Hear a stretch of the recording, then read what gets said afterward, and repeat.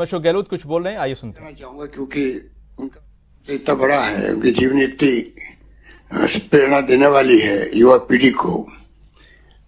और जिस प्रकार उन्होंने कहा था मेरा जीवन ही मेरा संदेश है और सत्य ईश्वर है, इनमें सब बात आ जाती है।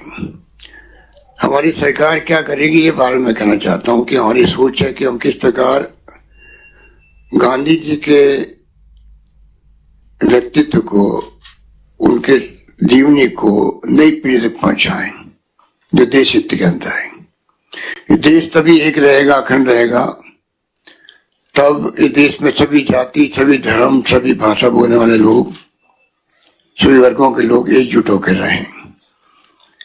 और इस एकता के लिए, अखंडता के लिए हमारे नेता इंदिरा गांधी जी ने जान दे दी अपनी, खालिस्तान नहीं बनने दिया, देश को एक व अखंड रखा। राजीव गांधी शहीद हो गए तो आजादी के पहले भी हमारे नेताओं ने जो कांग्रेस झंडे के नीचे जिस रूप में संघर्ष किया, त्याग बलिदान किए, फांसी के फंदे पे चढ़े हों, जेलों में गए हों, लाठियां खाई, गोलियां खाई हो, तब जाके मुल्क आजाद हुआ। पर आजादी के बाद में भी हमारे नेताओं ने कम कुर्बानी नहीं दी है, जिसका मैंने जिक्र किया। इंदिरा जी या राजीव जी या सरदार बहन सिंह जी जो मुख्यमंत्री थे पंजाब के, देश नाबूद कर दिया आतंकवादियों को वहां पर, तो उनको भी उड़ा दिया गया बम से। तो हम चाहेंगे कि हमारे यहाँ पर नई पीढ़ी को प्रेरणा मिले, इसलिए यहाँ पर निश्चय किया गया कि इस प्रकार से हम लोग स्कूलों के अंदर पाठ्यक्रम ऐसे बने जो कि महात्मा गांधी की जीवनी को आत्मसात करने की प्रेरणा दे सके। और यही सोच करके हमने पाठ्यक्रम को गांधी जी के आजादी के आंदोलन में क्या योगदान था उसके बारे में, गांधी दर्शन के लिए विशेष गतिविधियां क्या हो सकती है उसके बारे में, और स्कूलों के अंदर भी गांधी कॉर्नर बने। जैसे अभी विश्वविद्यालय में अभी जोधपुर में त्रिवेदी साहब ने और हेमसिंह गहलोत जी ने बताया कि इस प्रकार से उन्होंने गांधी अध्ययन केंद्र की वापस शुरुआत करी है। ये मैं कहना चाहूंगा, ये उनका अच्छा प्रयास है। और पता नहीं क्यों जब सरकार बदलती है तो उसके बाद में सोच बदल जाती है, और यही कारण रहा होगा। गांधी अध्ययन केंद्र पहले बना हुआ था पूरे देश के अंदर, पूरे राजस्थान के अंदर विश्वविद्यालय के अंदर बना हुआ है, पर कई काम करता, कई काम नहीं करता है। एक नई शुरुआत आपने की, उसके लिए आपको साधुवाद। इसी प्रकार हम चाहेंगे कि जो राजस्थान सरकार ने पहल की है, शांति व अहिंसा प्रकोष्ठ बनाया है, देश में पहला राज्य राजस्थान है जहां पर एक प्रकोष्ठ सरकार का बना है।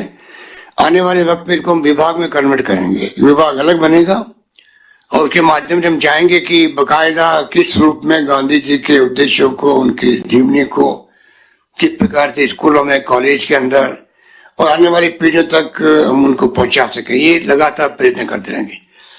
एक पोर्टल बनाया गांधी जी विचारों को लेकर के। 125 वर्ष जो चल रहा है गांधी जी के, हमने जानबूझ करके उनका एक्सटेंशन किया है, उसको वर्ष को मनाने के लिए 1 साल और कर दिया एक्स्ट्रा, जिससे कि पूरा समय मिल सके कि किस प्रकार से हम इसका प्रचार प्रसार कर सकें गांधी जी के बारे में, जिसकी आज सबसे बड़ी आवश्यकता है।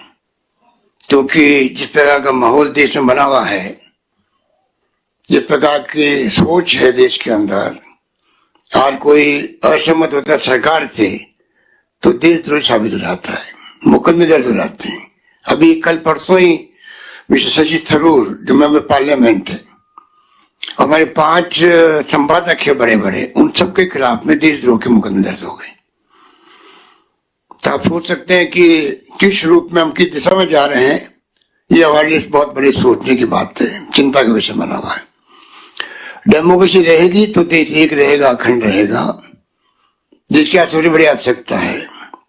इसलिए जो आज 70 साल तक देश को एक रखा है, अखंड रखा है, इसलिए एक महात्मा गांधी के सानिध्य में जो आजादी मिली, उसके बाद में जो फैसले हुए हैं, जो संविधान बना हुआ है डॉक्टर अम्बेडकर के वक्त में, और जिस रूप में संविधान की मूल भावना रही है समाजवाद, लोकतंत्र, सर्वधर्म समभाव, उसके आधार पर ये मुल्क एक व अखंड रहा है, सबको साथ लेके चले हैं। तो आज जो हालात है उसमें हम चाहेंगे कि सरकार के स्तर पर समय आ गया है, हम लोग किस प्रकार से गांव गांव में, ढाणी ढाणी में ये बात पहुंचाएं कि महात्मा गांधी की हस्ती क्या थी, उनके विचार क्या थी। नई पीढ़ी उससे कटती जा रही है। उनको नहीं मालूम सुभाष चंद्र बोस का क्या कंट्रीब्यूशन था, पंडित जवाहरलाल नेहरू की क्या सोच थी, सरदार पटेल का क्या योगदान था देश को एक अखंड बनाने के अंदर आजादी मिलते ही। मौलाना अब्दुल कलाम आजाद जो पहले शिक्षा मंत्री थे देश की आजादी के बाद में, उनकी क्या सोच थी। नई पीढ़ी को ये बातें अगर नहीं समझाएंगे तो आने वाली पीढ़ियां जो हमारा इतिहास है उसे सबक नहीं ले सकेगी, और आने वाली पीढ़ियां अगर सबक नहीं लेगी तो पता नहीं क्या परिदृश्य होगा देश के अंदर, कुछ कल्पना नहीं कर सकता। इसलिए मेरा मानना है कि एक समय है कि ये चुनौती हमारे सामने है, जिसमें हम महसूस करते हैं कि खुलापन होना चाहिए। लोकतंत्र की जो मूल भावना, उससे पूरे देशवासी उसको समझ सकें, उस पर चल सकें। इसलिए मैं समझता हूं कि जिस रूप में आज ये अवसर मिलता है, चाहे जन्म दिवस हो महात्मा गांधी का, चाहे पुण्यतिथि हो, हम संकल्प कर सके अपने आप के अंदर कि किस प्रकार हमें आने वाले वक्त में गांधी जी के उद्देश्य को हम किस प्रकार से हमें फैलाना है, किस प्रकार से लोगों को आत्मसात करने के लिए हमें आह्वान करना है। इस मौके पर मैं भी कहना चाहूंगा कि जिस प्रकार से मैंने आपको कहा कि महात्मा गांधी ने जब कहा सत्य ही ईश्वर है, तो इसके अपने मायने होते हैं, और ये सदियों से चला आ रहा है कि सत्य ही वास्तव में ईश्वर है। सत्य, अगर आप रास्ते में चलते हैं उसके मायने का आप इस भगवान के बताए हुए रास्ते पे चलते हैं, और सोच समझ के उन्होंने शोध करने के बाद में बात कही, अहिंसा हो तो सत्य हो, इसका भी संबंध है। लोकतंत्र में हिंसा में कोई स्थान नहीं होता है। अभी आपने देखा 26 जनवरी को जिस रूप में दिल्ली के अंदर हिंसा का माहौल बना, बहुत ही दुर्भाग्यपूर्ण स्थिति थी, और हिंसा को कोई, मैं समझता हूं कि हर व्यक्ति चाहेगा कि हम हिंसा को कंडेम करें, उसी रूप में हमारी सोच होनी चाहिए। पर साथ में जो लोकतंत्र में भावना प्रकट करते हैं अपनी, उनको ही पूरी छूट होनी चाहिए।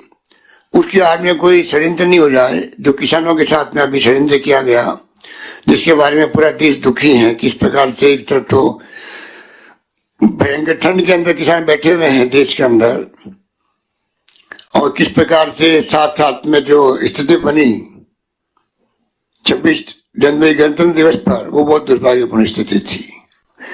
ऐसी घटनाओं की जांच होनी चाहिए, उनको सजा मिलनी चाहिए जिन्होंने ये अपनी गलती की है, जिन्होंने हिंसा का माहौल बनाया उसके ऊपर।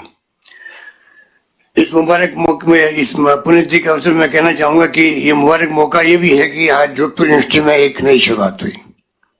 ये प्रेरणा हम चाहेंगे कि पूरे कॉलेज के अंदर, हमारे मिस्टर भाटी जी बैठे हुए हैं, कि कॉलेज और विश्वविद्यालय के अंदर पुनर्स्थापित करे जहां जहां गांधी अध्ययन केंद्र बने हुए थे, और जहां नहीं बने हुए वहां बनाया जाए।